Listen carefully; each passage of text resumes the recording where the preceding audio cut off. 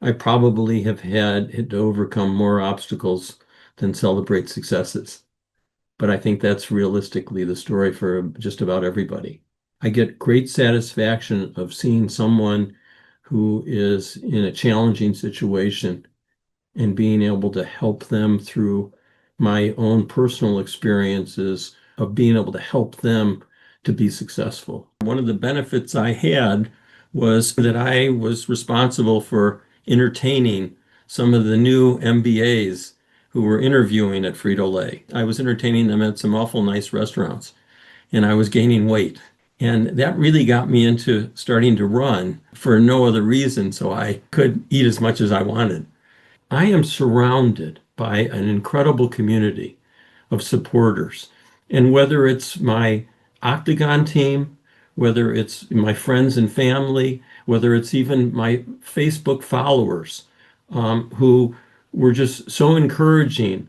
And unfortunately, I've had too much experience at this. In the last 6 years, I've had four pretty serious accidents that have been setbacks. And I've developed a reputation for, how to handle these setbacks and, how to move forward in a positive way.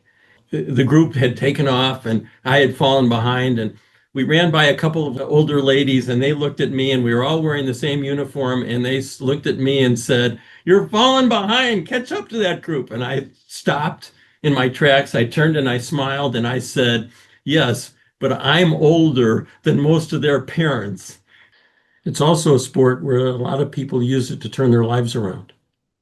And whether that's turning their lives around from depression or drug abuse or alcoholism or even, overweight. We just see so many success stories of people taking up triathlon and changing their whole lifestyle. Welcome back to the program. Good to be with you again today. I'm your host, Scott Fulton. Mike Wien is a world champion multi-sport athlete and a world champion at aging well, too. He translated his success in corporate life into athletics at a stage when most of us were slowing down. Earlier this year, Mike suffered a crash that nearly took his life. We'll check in on his recovery, where he draws his strength, and what's made him a champion in and out of sport. We'll get insight into the communities that motivate him and learn a little about Team Octagon. Who do you want to be when you grow up? Mike reminds us there's a lot of life ahead if you're willing to go after it. Prepare to be motivated. Now let's get on with the show. Welcome back to the podcast. Today, my special guest isn't the average special guest. We have the presence of a world champion today. Mike Wien, welcome to the podcast. Thanks, Scott. It's great to be with you. We're going to get into some of that, but first, I thought maybe we could talk about your career and your kind of take on, or your approach to retirement, and kind of take us through that transition, because that's really, for a lot of people, a pretty pivotal moment, because it's one of the bigger life changes they have, and I think yours is not average, and so that's, I think, makes it interesting. Well, thanks. Well, I really started my marketing career. I got my MBA from Northwestern University, the Kellogg School, and I joined Frito-Lay in marketing in Dallas, Texas. This was a company that was really a more sales-driven company, and they were really introducing and getting much more sophisticated in marketing. I was with them and for 8 years, and then I moved to the parent company, Pepsi, in New York, and was part of that. And for those of you who are my age, you probably remember Michael Jackson and as the spokesperson, and it was really an exciting time. I continued in marketing. I left there and became head of marketing for Omni Hotels Worldwide. And from there, I joined Citibank. And really, after 28 years, I opened up my own marketing consulting firm and also became a professor of marketing and franchising at Georgia State University. 7 years ago, I paid for the first move in my career In other words, it was my choice, and we moved to Boulder, Colorado. And as a skier and as a marathoner and as a triathlete, there's not many places that are better than to live in Boulder, Colorado. And, And and go ahead. and there's certainly no higher density of top athletes anywhere in the country than Boulder, right? Um, it's very easy for me to find a running group, a biking group, a swimming group, and a triathlete group. So Yeah. it's a lot of fun. And part of my joy of doing what I'm doing now is the community that I've been able to surround myself with and training with other people. I'm not a solo trainer. And that partly is, yeah, the things we choose to do kind of through retirement. So maybe kind of just talk to me a little bit about that point when at what age did you retire and kind of what was your decision making around retirement? Does that went coincide with the move to Boulder, I gather? Well, I hate to admit it, but it really wasn't my decision to retire. It was my accountant that told me when we were doing our taxes one year, they said, Mike, did you realize you retired? And because, I guess my business had just slowly wound down. And I wasn't actively pursuing new business from a consulting standpoint. Also, this was the time of COVID, and as a professional speaker, I was one that really enjoyed the live audience. And while I did some speaking on Zoom, I get a lot of energy with the interaction of the audience, and that wasn't happening. And so, it was a slow migration of me spending more time training and swimming, biking, and running, and less time actually in business development. So yeah, obviously you enjoyed both, but given I guess the demand and the opportunity, the more physical activity just kind of became more and more part of your day. Sure. And, Yeah. living in Boulder, the mountains were continually calling me to, to go ride up one of the canyons or to go run one of the trails and there's just such a great group of people here. There's always an opportunity to do something social that involves swimming, biking, or running, or skiing for that matter. I rode up the mountain again this morning before we did this, and as you mentioned there, there's a somebody has a rock that they put up there, leaning against one of the trees, and painted on the rock, "The mountain calls, and I must go." On the way up, so it's a bunch of switchbacks. So it's it's a great saying. Let me try to do some justice to your achievements in terms of athletic achievements at a time in life when most people are clearly in the winding down. In many ways, you were just getting going. Not necessarily that it was new, but you started into triathlon, and you said I think your first Ironman was 2004. Is that That's right? correct. And then you went on to obviously do some amazing things with that. Share with us, if you will. Well, let's go right to the top of the top of the podium at the world level in terms of where you have competed and what you've been able to do at that level.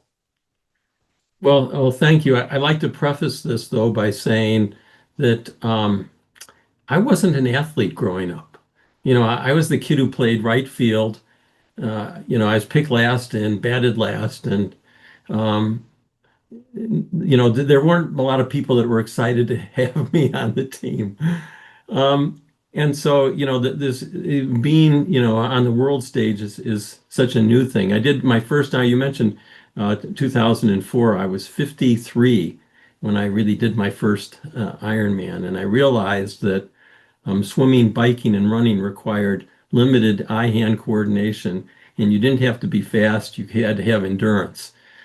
And so it's just seemed to click with me. And yes, I started to do quite well. I guess, the top level accomplishments are really, I've had the opportunity to represent the United States in Team USA and have three championships, won three world championships in my age group on the Olympic distance and then on the long course twice. the other thing is that I actually won the Ironman 70.3 World Championships when I turned 70. That was a big year because in about a 4 month period, I won the Boston Marathon in my age group, I won the New York Marathon, and I won the Disney Marathon along with the Ironman 70.3. So I'm so grateful that I'm in the shape I am in my 70s and able to do what I'm doing. And especially given where I started as the kid who played right field. So how would you describe that period of maybe the 53 or coming up on 50 in terms of, and in your decades leading up to it, were you kind of just the active when you could fit stuff in? Were you pretty regular around activity, or was it really a life change for you? Well, when I started my career, one of the benefits I had was that I was responsible for entertaining some of the new MBAs who were interviewing at Frito-Lay. And I was entertaining them at some awful nice restaurants, and I was gaining weight. And that really got me into starting to run for no other reason, so I could eat as much as I wanted. And so I became a runner. I hooked up with a group of people, friends, and we actually, in 1978, I ran my first New York Marathon. I'll be running I don't know, my 17th New York Marathon in November. And so, I think that really got me into running, but I was, a middle of the pack kind of guy. Um, but as I aged, I really was actually getting a little bit faster each year, not slower. And my competitors were getting slower, not faster as they were aging. And it was, really when I got into my 50s, when I realized that, I wasn't the middle of the pack anymore for my age group. And I really started through the AARP uh, triathlon program that they had for, seniors over 50. And started winning a couple of theirs and took third in their national championships in, that would have been 2003. And that's what sort of got me into, um, getting serious about this and getting competitive. Cool. I had not heard about that program. Is it still in action today, or? No, it lasted for 5 years. They called it the Triumph um, series, and it was a national series with the national championships being down in Florida. Cool. Racing in Florida is just a little bit different than racing almost anywhere in Colorado. Well, they have a special name for the hills on the triathlon course in Florida. They're called bridges. Yeah, overpasses. Yeah. One of the things which I have noticed in the number of people that I've talked to in the circle, and I know we have a few friends that overlap, is the balancing family and your sport activities and all the things you can do, and particularly endurance sports like triathlon or Ironman triathlon, which require some volume. And so it's not uncommon to be doing two different sports on any given day as you go along. And so, how have you managed the family aspect of all of this? Because clearly, that's a place I think that there's things to learn from you. Sure. Well, I have an incredible relationship with both my wife and my boys. Um, for the easy one is that when I really started training for a triathlon, excuse me, Ironman, and that really does take a huge commitment of time. Um, that's the same time that I pretty much left the corporate world, and it's the same time that my youngest was entering high school. And so, the responsibilities and the time and their desire to spend time with dad had diminished. As far as my wife goes, I mean, there's a lot of Ironman widows out there who, and I was very much aware of that. And Nanette became an integral part of the program. Um, she was, is really the helps make everything happen from, helping me eat it properly to the most important thing is since I am basically a runner, that's my strength. She's also at every race on the computer or on her phone and letting me know where my competition is when I come off the bike and in different spots in the race course. So she's an integral part of the team. In fact, she has an official title of my Chief Competitive Intelligence Officer. And I have won many races because of her being there and letting me know how far bad behind I was and needing to catch up. And also, since I have had the wonderful opportunity to participate in so many international races, um, she certainly enjoys going with me and staying the week after and exploring, all different places from Australia to New Zealand to Europe. Uh, it's been a great ride. Yeah, that's one of the really appealing things about playing at the global stage, even if you're not necessarily contending for a podium, is the opportunity to go to places and there's some reason to go, and then you wrap it into a holiday. Um, yeah, when I'm looking at those sort of events, I'm looking at the destination first. And if it's not the right destination, I could care less about the event because there's so much built around it. If it's all riding on just the event, that puts a lot of pressure on you, which Yeah, it is not going to help you out. yeah. There's also another special thing about which I would like to mention about competing internationally, and that is wearing the red, white, and blue. I mean, your Team USA. I grew up. I graduated high school in the middle of the Vietnam War. Um, I was very fortunate and grateful that I was not drafted, and I did not need to serve. But I have a tremendous amount of respect for those who volunteer and serve. And while I didn't do that, at least I feel very good about representing the United States in these various competitions. Yeah, and we grow up maybe thinking that's just around the Olympics. But as I look at it now, I think, no, there's a whole lot more opportunities to do that than just at the Olympics. And it's not just by that particular select age group. It means something different. Not that it means more, but it means something different, I think, at this point in life when we go with a much deeper understanding of the culture and the social impact that you're having, right? You bet. Yeah. You bet. The everyone tends to think that that those who achieve the, uh, the top of the podium, that it's been they work hard and that's just the result of national hard work and talent and some good coaching and the right genetics, and they don't realize all the setbacks that happens. And without question, I run across this all the time, and I think all of us who are active run across it to some degree.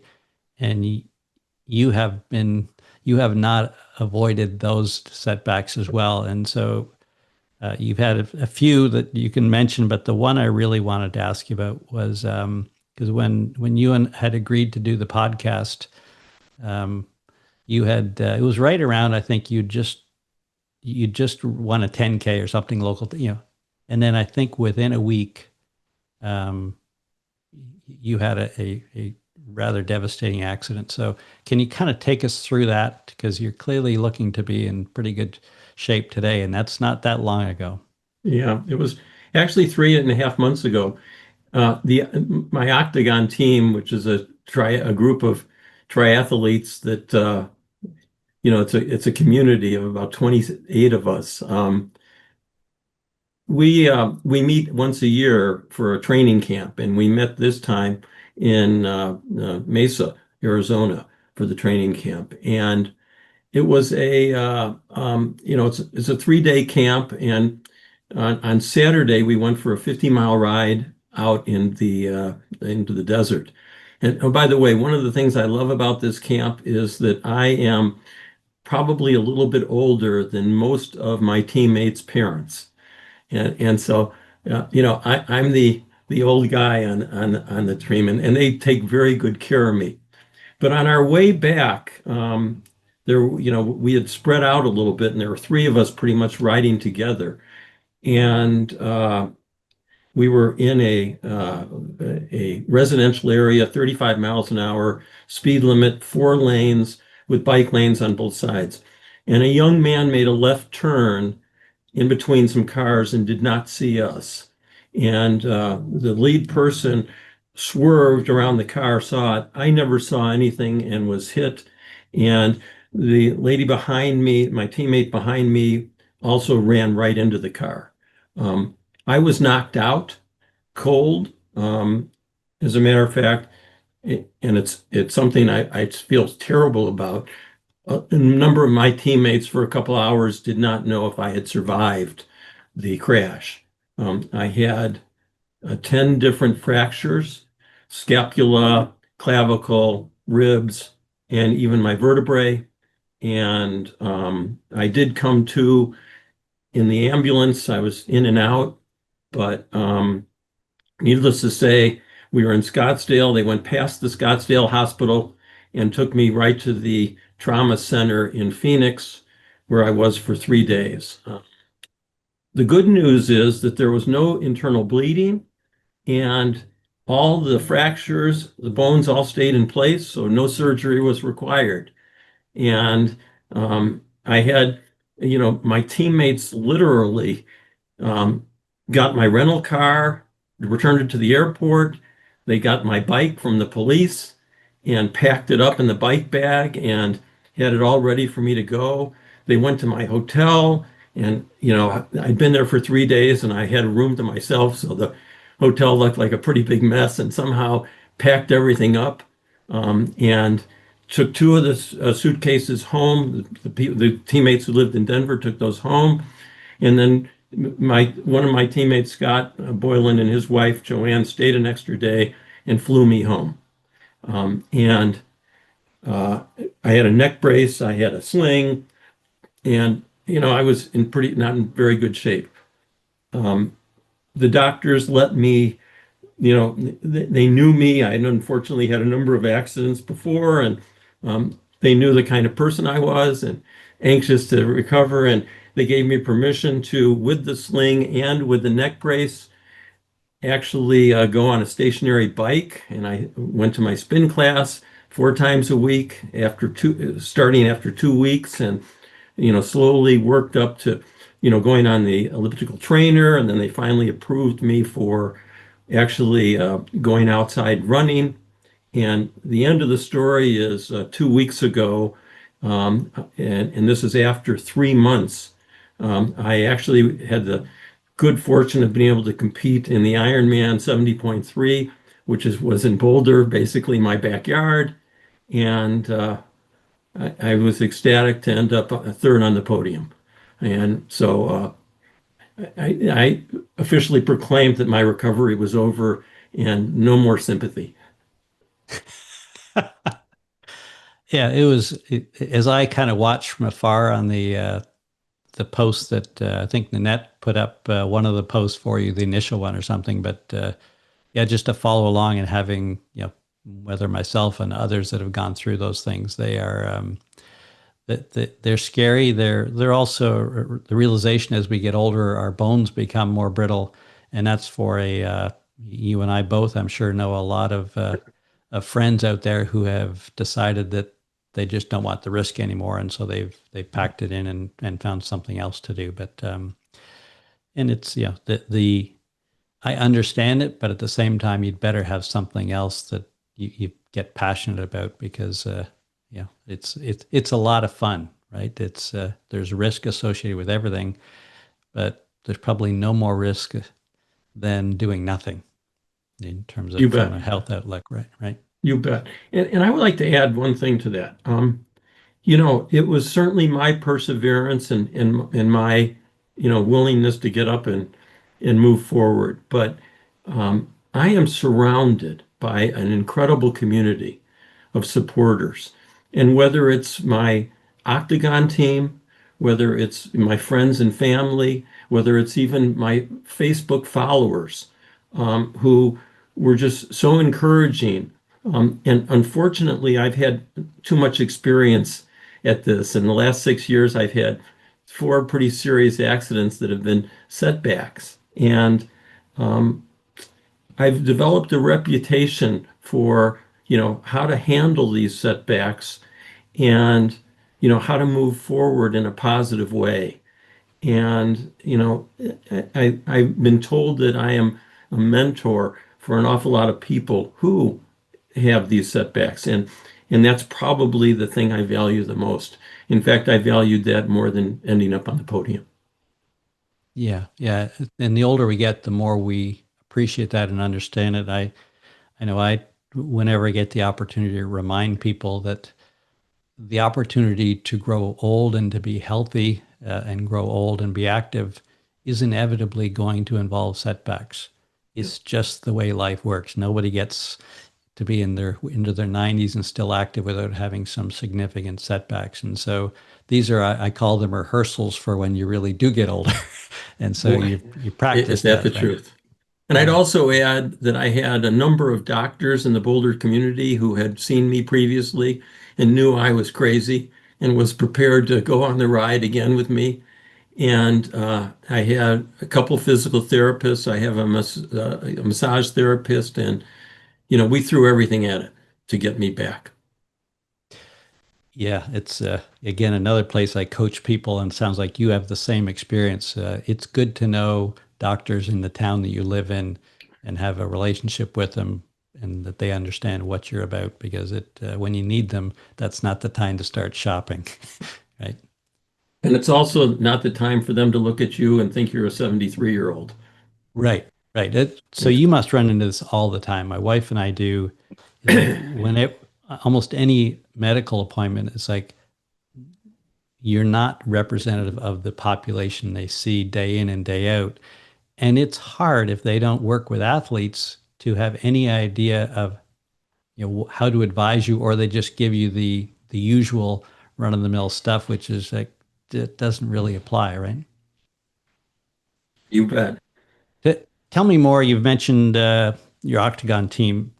Talk more about what that team is, kind of where it came from, and what it sounds like. It's a Well, it doesn't sound like it looks like a very special group based on what I've watched on following them on Facebook with you. Yeah, I like, well, first of all, the origination of the Octagon team is we're the old Timex team. And I was on it for 12 years. It was a terrific team. And the thing that made it special, I thought, was we really weren't a team. We were a family. And we had both pros and top age groupers.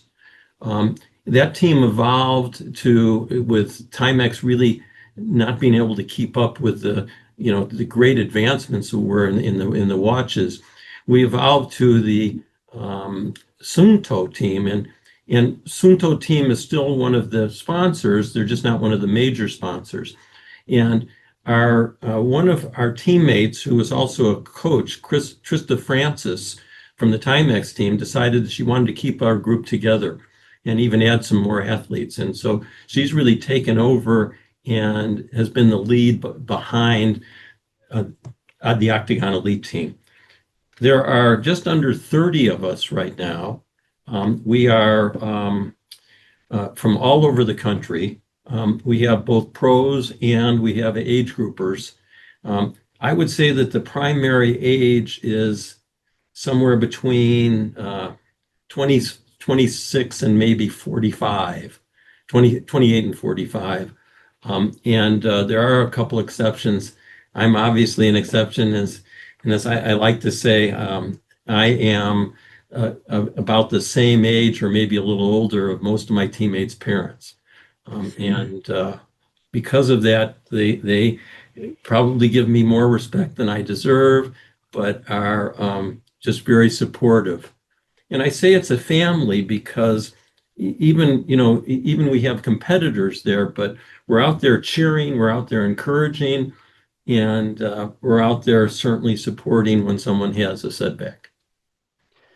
It's one of the foundations of health span. So one of the five that I teach, and one is community. And you will only do as well as the community of people that you surround yourself with. And I think that's a when I look at the dynamics of a group like that, you're just motivated, right? Everybody motivates each other, and it's not that you want to be this you're worried about being the slow one on the team. It's more around it creates an environment of everyone lifting each other up, right? Sure. And Yeah, by the way, and that's one of my designated roles. No one has to worry about being the slowest on the team when I'm on the team. uh, But I have a good reason. In one of our training runs when we were in St. George a year ago, we all went out to run up Snow Canyon, and the group had taken off, and I had fallen behind, and we ran by a couple of ladies, older ladies, and they looked at me, and we were all wearing the same uniform, and they looked at me and said, "You're falling behind. Catch up to that group." And I stopped in my tracks. I turned and I smiled and I said, "Yes, but I'm older than most of their parents." And they smiled, and that was a great excuse. Now they really appreciated where I was standing. So I'm yeah, pretty comfortable being one of the slowest on the team and very but happy and honored to be on the team. but it's also a whole lot of fun to be out there playing with people significantly younger, right? It's great to have, peers in your own age group, but also to be able to be out there playing with the kids is motivating to keep up, right? I'm sure someone has written somewhere that hang around with younger people will keep you young.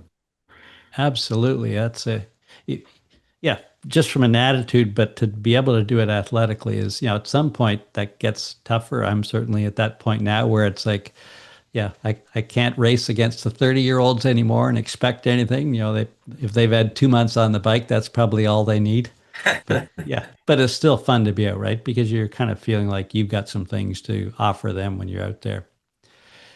The so you've come through, I kind of look at what you did in your career. You told us about that. So clearly a lot of success there. And if I've learned nothing, it's that we take what we do in our careers, and if we can apply those learnings into other parts of our life, we can take that forward. And I think that's where a, a lot of people, particularly men, get in trouble. They have a hard time transitioning with their success in their career into the retirement phase of, I don't know what to do with that. I used to be whatever, and I don't know how to apply it. And I think that's, your success, I'm sure, is probably a lot of it of discipline that you or an approach that you've transitioned through. And I think you talked to me about what you view as really the three keys to your success. Can you kind of walk us through those and give us your thoughts on that? Sure. I think success, and this is what I talked about when I was doing professional speaking.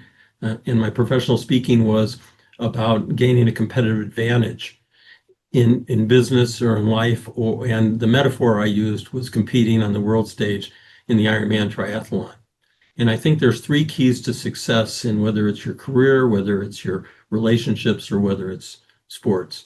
The first is concentration. The second is discipline, and the third is endurance. And concentration, it's concentrate, find something that you're really good at and concentrate on that and don't try to be all things to all people and be focused. I don't try to be great at golf or basketball or baseball. That requires eye-hand coordination.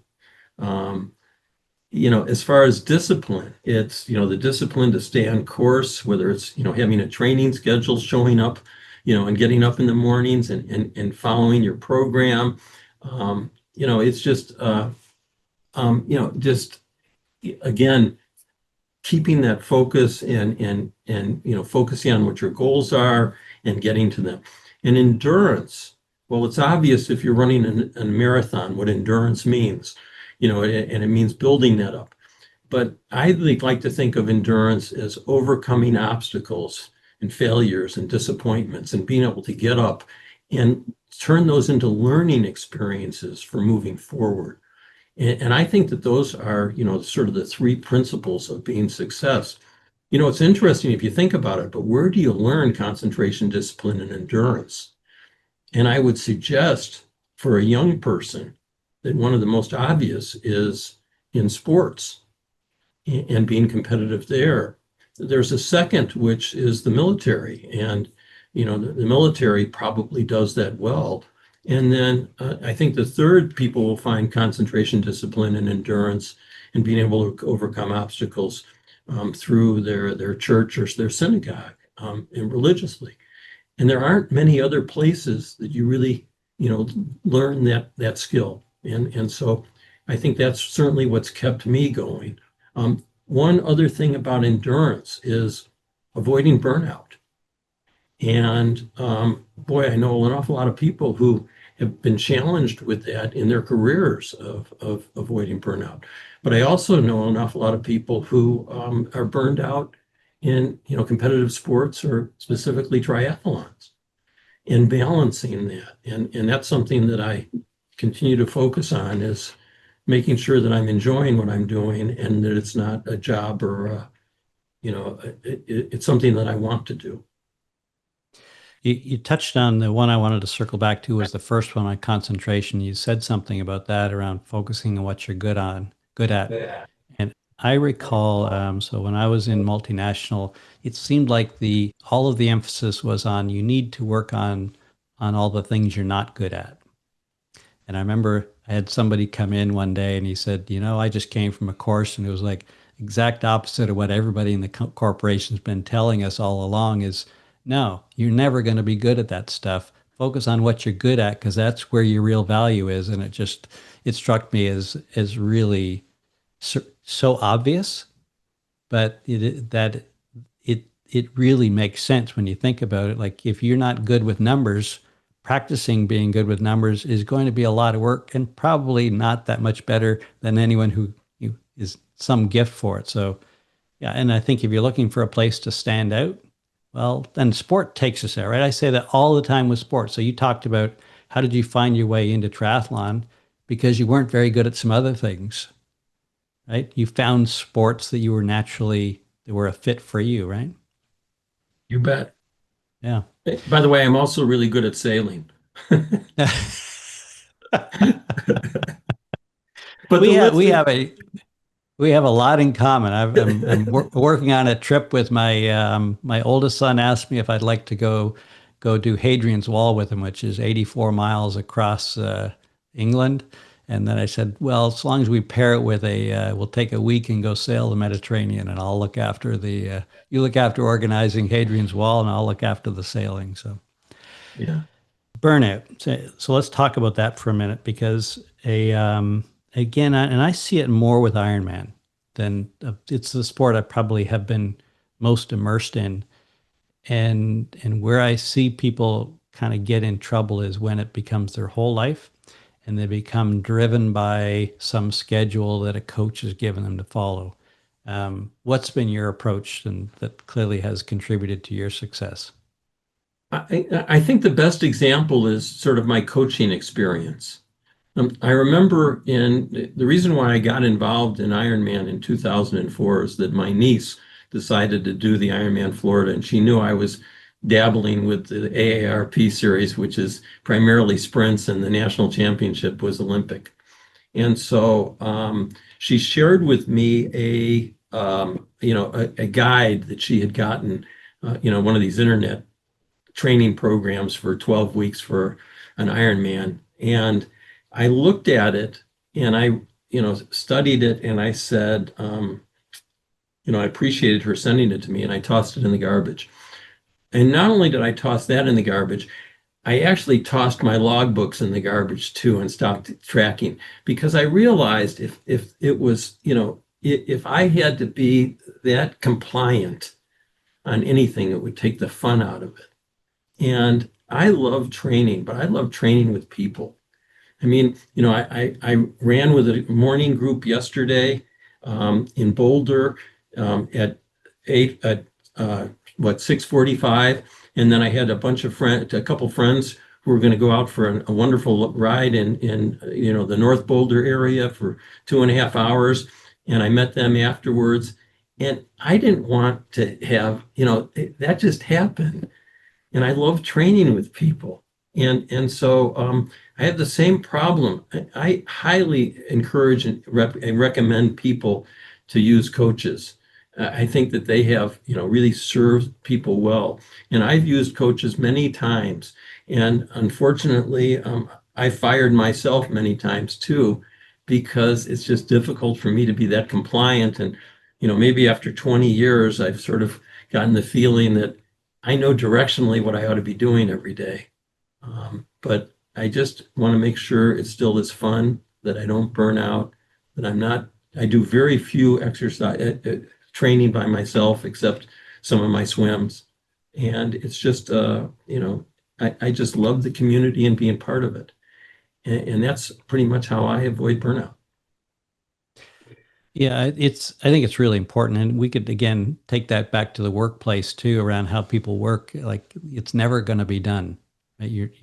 If that's what you're trying to empty your inbox, it just isn't going to happen. And if you're trying to be a slave to a schedule, it's really tough. It's helpful, I think, at the start to get organized and get some framework around it. But you and I have been at it enough years. We know. I think it's a combination. We know what the training is involves generally without needing a schedule, but we also have that those years to lean on. And once you get there, it doesn't take that much more to maintain and to build it up again. But yeah, I absolutely, I think that attitude you bring to it is, if you're not here to have fun, what are you here for? Right? Because Yeah. if these are not about I mean, the podium is a great reward, but you look at how much time you spend training versus racing. Yeah, Right? absolutely. So I want to add something to that about avoiding burnout. It's also about balance. And, we talk about family, we talk about all these things. Um, I think there's four things in balance, and this isn't just for Ironman. This is probably more appropriate for careers. But first, are you paying attention to your physical? And physical is what you're eating, your diet, your weight, your health. And that's one. And the second is the intellectual. And that's probably where the work and learning resides. And how many people do we know focus so much on their job and what happens to their weight, their health, and for that matter, the third, which is the family, and the relationships, and are you nurturing those? And the fourth, for a lot of people, is spiritual, and that may be, related to religion, but it's also the ability to give back to others. And, I would say that, to be a successful, particularly Ironman, or to be successful in business or successful in your personal life, you have to be balanced in all. Once one gets out of whack, for instance, you focus so much on your career that where's your family? Um, you burn out. yeah, yeah, absolutely. That's very much the same as what I teach. You need to understand the elements and then focus on the balance. Don't chase perfection in any one, because it'll always be at the expense of something else, right? Let's kind of take that and you're of an age today. Could you want to share what tender age you are, young man? As a triathlete or normal, my birth certificate. Well, you're gonna have to explain it then if you want to talk about the different ways we look at ages. Um, for triathlon, you age up on January 1st. So on January 1st, I was 74, but in October, I'll actually be officially 74. And the significance of that is that on January 1st of next year, when I'm competing in triathlons, I'll be competing as a 75-year-old. And instead of trying to, beat these young whippersnapper 70-year-olds, I'll be competing against guys who are 75 to 79. And there's probably a bunch of guys out there who are saying, like, in 2025, this is my year because I know Wien's coming along next year. Right? Because we're always looking at where's the competition coming from. It's a good idea to keep an eye on the age group that's behind you. I'm hopeful that I haven't been on their radar screen and they don't know I'm coming up because I've, in my career, I've had too many targets on my back. I don't need another one. Yeah, well, good luck with that. That's all I can say. The yeah, we could all at this point be sit back and put our feet up and on the rocking chair and say, it's been a good run. It's been and not feel guilty about it. That's clearly not where you're going based on what you're talking about for your plans for next year. So what is it that really, your why, or what is it that kind of keeps you driving forward? And I'm guessing it's not podiums based on everything you've told me. No. I think that's a two-part question um, one of the things I would say is that I recognize that people who live healthy lifestyles, active lifestyles with, have just end up having more exciting lives when they're living with passion and purpose. And I have tried to stay healthy and I've tried to stay active. And it's just, what am doing now compared to a lot of my peers, I'm just so grateful for. But it goes back to almost 30 years ago. I love to ski. My parents took me skiing. In fact, I was skiing in Aspen in 1965 with my parents. We took the California Zephyr from Chicago all the way to Glenwood Springs, and my sister too. And so I've had a love for skiing.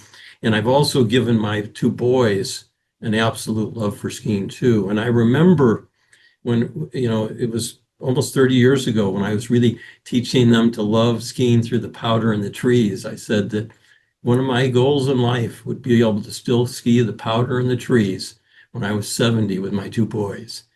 And that happened 3 years ago.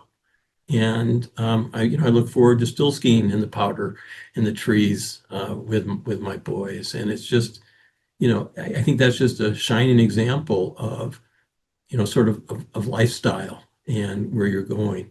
Um, I think though that one of the things I enjoy most right now, I enjoy being the role model. I enjoy being a role model for living an active lifestyle than recovering from car accidents.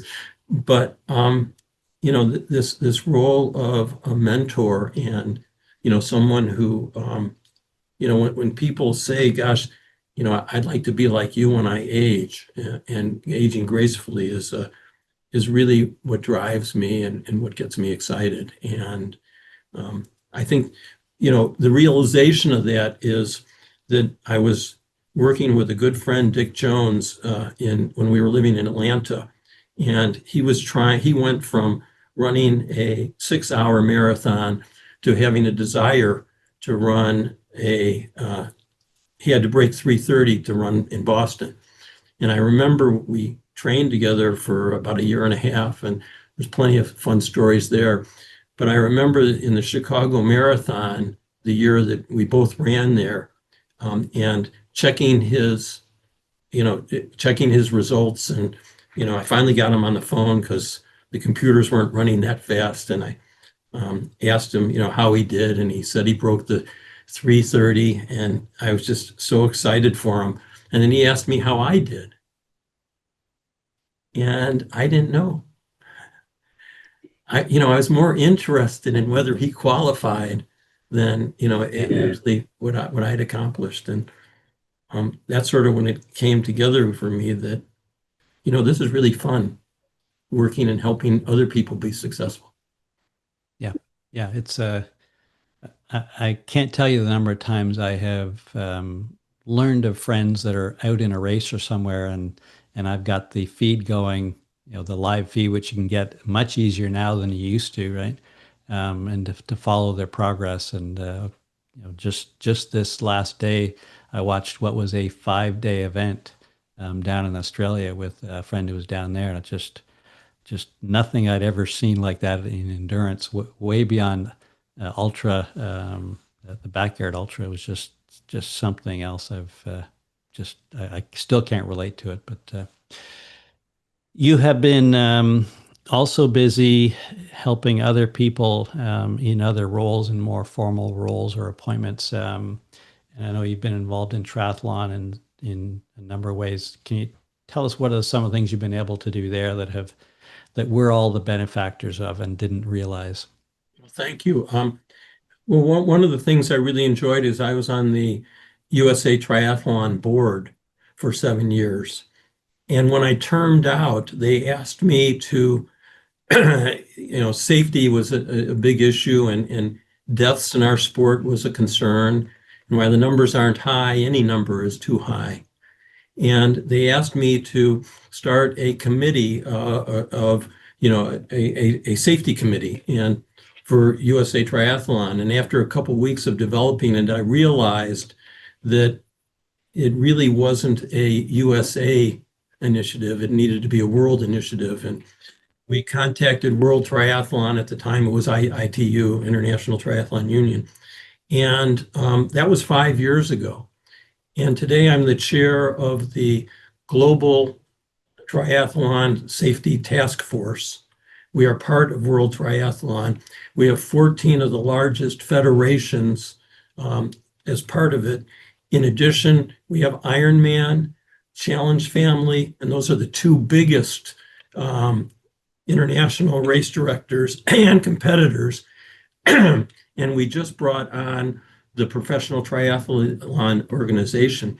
And we really are focused on not just reducing deaths, but also serious injuries.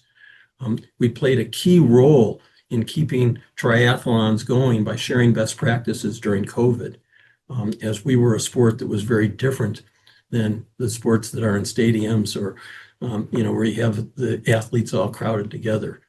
And I'm very grateful to have been given that opportunity and to pull that together. And as I said, we're working very hard to reduce deaths and serious injuries. And the other thing I'm doing is I am a trustee on the USA Triathlon Foundation. And we're really focused on supporting the Olympic movement.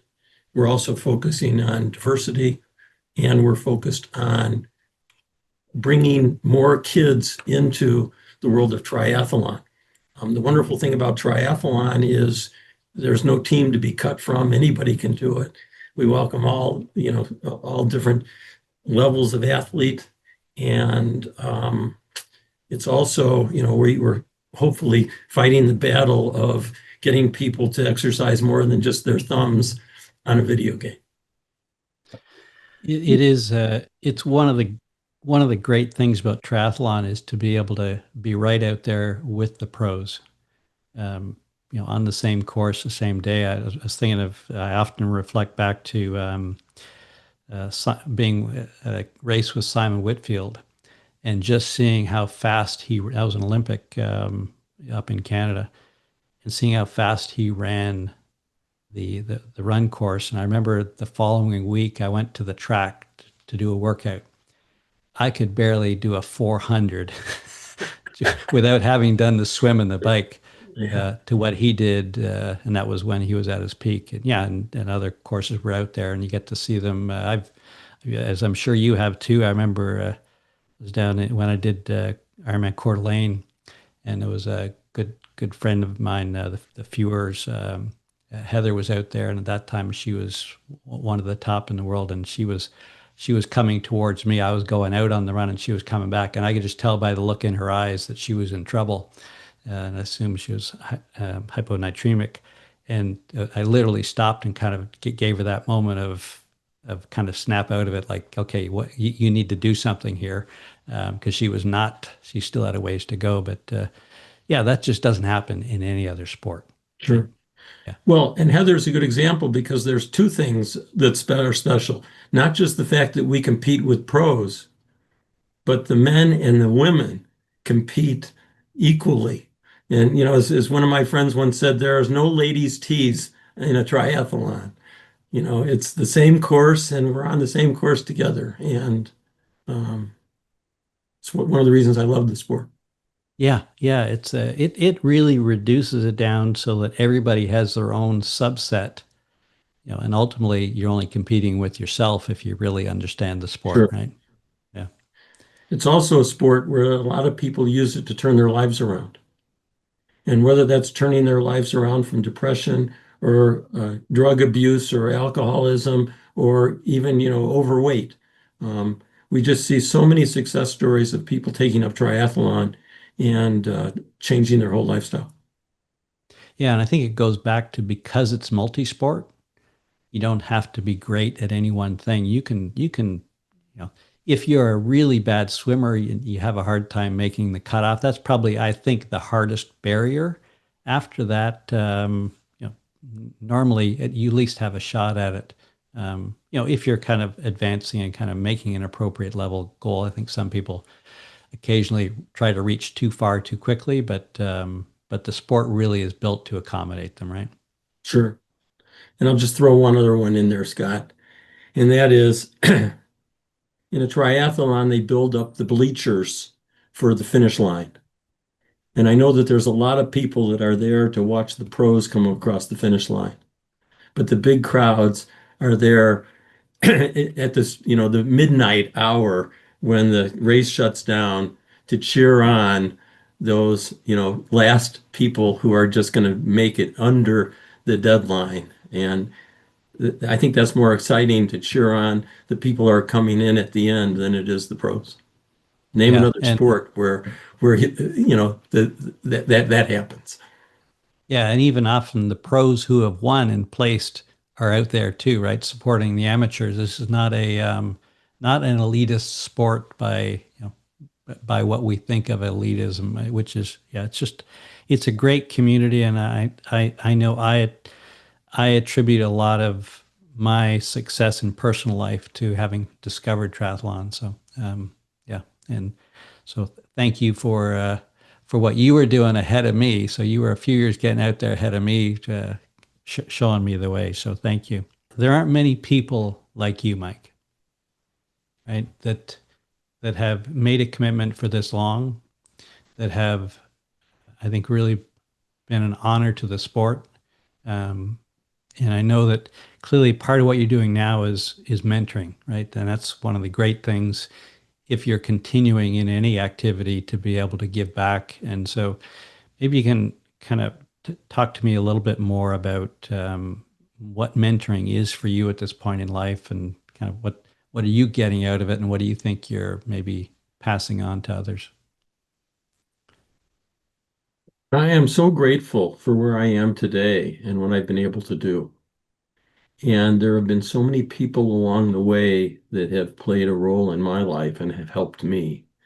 Um, I probably have had to overcome more obstacles than celebrate successes. But I think that's realistically the story for just about everybody. And I just really enjoy giving back and paying it forward.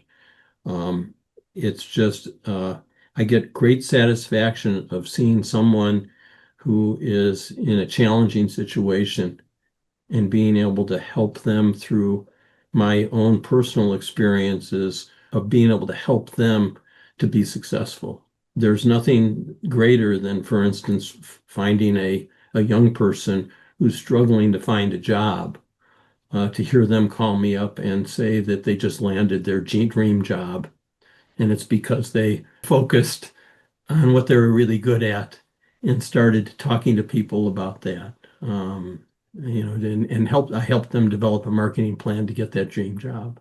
It's very gratifying. And I'm just so appreciative of what I've been able to accomplish.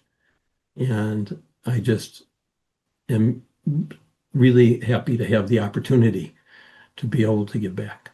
Well, you have and continue to be a great role model. So thank you, sir. And thank you for this opportunity.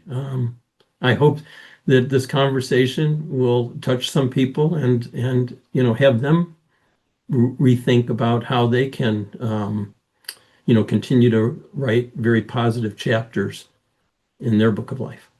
Yeah, it's clearly something to look forward to that we can all do in our own way, right? Well, thanks, Mike. It has been an honor and a pleasure, and I'm just so glad to have spent time with you today. Thank you. And I'm very much honored that you've included me in your podcast. Have a great day. Thank you. Hope you enjoyed today's show. Great to have you part of our over 10,000 strong WellSpan community. Remember to subscribe if you'd like to learn about our upcoming shows. And as always, make sure you provide some feedback, whether that's a thumbs up or a comment, a question. They're all welcome. If you'd like to subscribe to our quarterly newsletter, you can do that at wealthspan.com. We're always looking for show ideas, or maybe you think you'd like to be a guest. Again, please reach out to book a motivational talk or inquire about our leadership workshops. Email me at info@wealthspan.com. Until next time, stay engaged, stay curious, and take good care of you and those in your care.